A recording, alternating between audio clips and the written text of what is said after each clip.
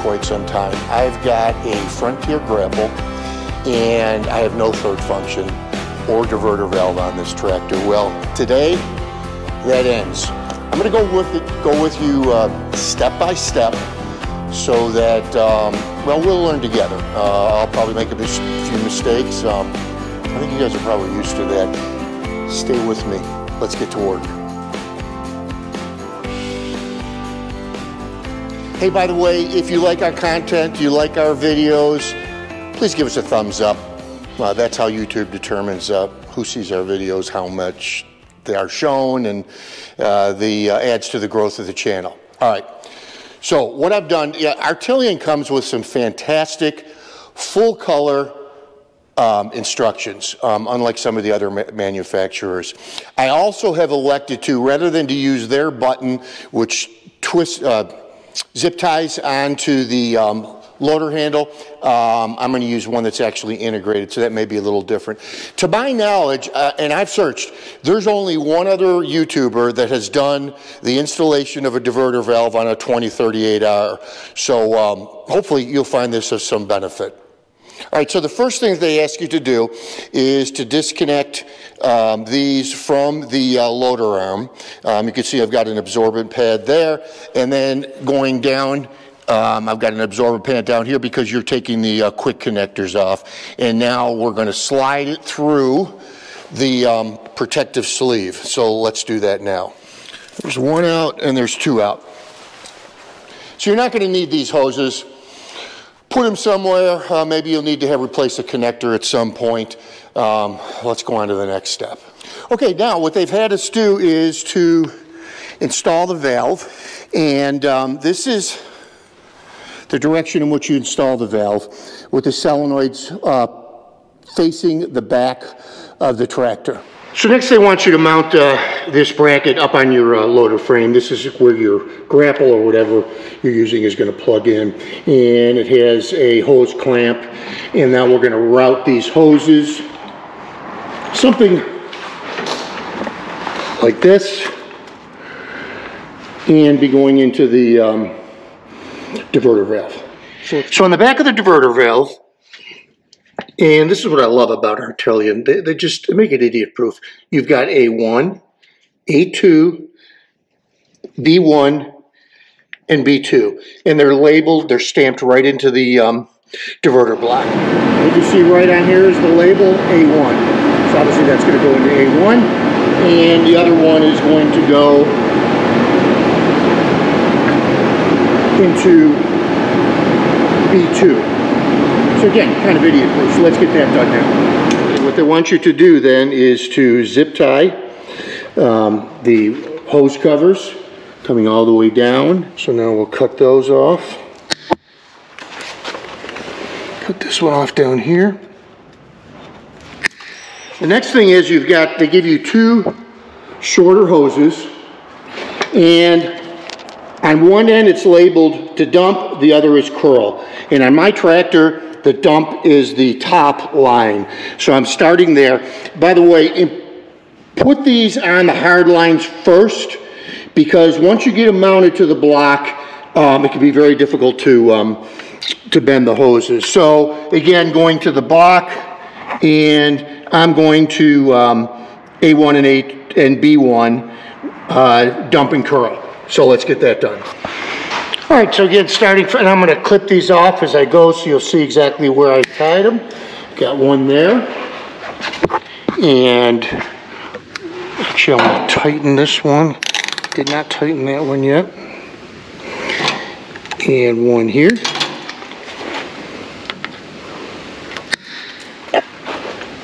And then up to the hose protector. And excuse the angle, back side of the protector. Oops, wrong way. Cut that a little closer, going to get cut. And finally, back down to the lower end. So this is what comes in the standard kit, and you're meant to zip tie this along your loader control. Instead, what I've gone with is the integrated ball. So this will replace the existing ball on it. They even give you a little jam nut. And as far as electrical, it's not a whole lot. These are coming off the solenoids, and they plug right in here. So you can see I've got it plugged into the solenoid here, and it runs down, pops out here. So I've got to be able to get this in the cab. I think I've got a way to be able to do it. It's going to come from there, go underneath the floorboard, up, and this is what we'll be replacing. Taking this off and putting the new one on. Of course, I dropped it. So let's get that new one on. Let's start there. And so the manufacturer wants you to put this jam nut on so that you don't drive the screw right up through the ball and break the ball. So now it's just a question of getting it on, and then I'll reposition the diverter control button where I want it, probably something like so. So this seems to work pretty good. And again, this is the button that I'll push when I want to divert the hydraulic fluid to be able to operate the grapple. All right, let's move on. All right, let me show you this. So down here is a compartment that I used when I installed the Curtis fuse box, which I used for the dome light and the front cab lights. There's an option to hook it onto a switched portion, which I'm going to do. But in order to do that, I've got to basically disassemble part of the cab. I've got to get this off so that this piece here will loosen up so I can be able to gain access. So I'm going to do that now, get that out of the way. You see I've got the cowling pulled up, and what I did was take these screws out. And the easiest way for me to show you this is I backed these two screws out. So here's power, here is ground, and this will make it switched. So it will only operate when the key is on. So what I've got to do now is I got to get from over there to the loader control, down and across. So I think I'm going to do is I'm going to fishing it through here. That's what I did with the last set of wires, and it worked okay. I do have the battery disconnected now as well. All right, so let me get you up to date. So we've got the wire coming off of the integrated ball, and I pulled this panel, which gave me access to the area underneath. What I also did, as you can see laying on the ground, is I pulled the tire fender, and that opens things up because it was almost impossible to do. So I've got the wire coming down off the loader control, and then I loosened this panel here, which gave me access to this area. I'm going to go under the mat up till here. I'm going to fish the power wire through to the other side. Here is the solenoid control. Obviously, the solenoid control is much longer than I need, so we'll have to figure out some way to secure that. But that's where we're at right now, and we're going to keep going. All right, let me catch you up. So I ran the wire as we discussed back here. It's going under the mat and coming up here. Now I'm going to conceal it back here. Not exactly sure how I'm going to do it. And then it comes through this panel here, walking around the tractor to the other side. And what I had to do was lengthen it. I didn't have enough, but I kept the inline fuse that Artillion had. And it's going to hook right up to that switch that I talked about before. So right now what I'm doing is doing some concealing of the wire. Didn't think I needed to keep you guys on for that. So we'll go to the next step in just a moment. All right, we're all buttoned up. Got the cowling panels back on. And let's see, the wipers are hooked up, heater's back hooked up. Got the front of the cab back on. And we're wired up here. I did check to see that when I turn power on, if you hear that click, that means the solenoids are activating. So apparently I got it wired right. Nothing can be gained by further delay, so I'm going to get the bucket off, put the grapple on, hook it up, and see how bad I did.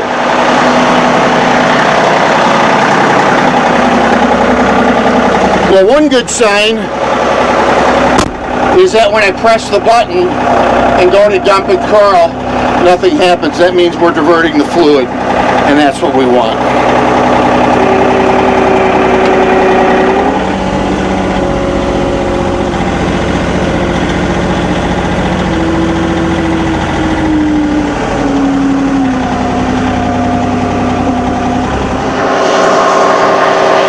Well, got it off. Now he's going to hook up the hydraulics and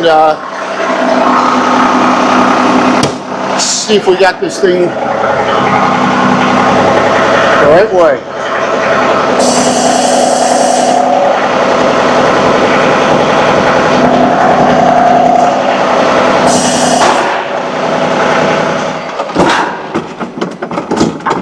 Sometimes with these grapples you have to turn the key on to clear the hydraulic fluid pressure. We'll see if that happens with this one. All right, so we got male and female. Get the dust covers off.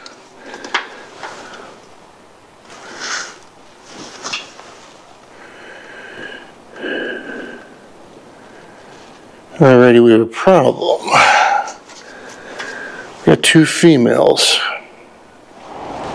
So here's the issue. You can see I've got two female couplers right on the loader frame, and that's where I've got to hook the grapple up. However, the grapple came with a female and a male. So what I had to do was obviously to get another male, and I'm going to put these two on here, actually like this, and hopefully we should be in business.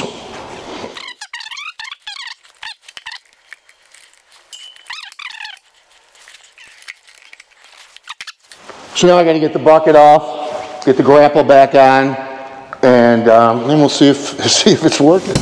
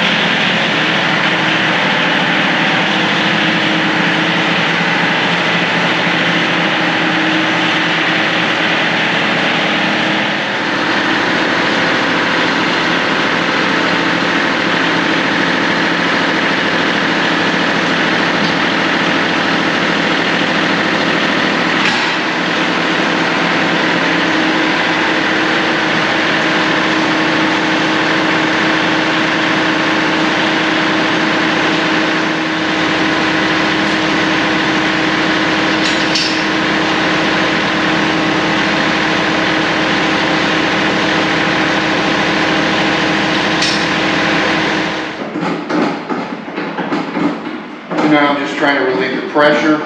As I said earlier, if I can't get it connected, I may have to turn the key on to clear it. Sometimes that works.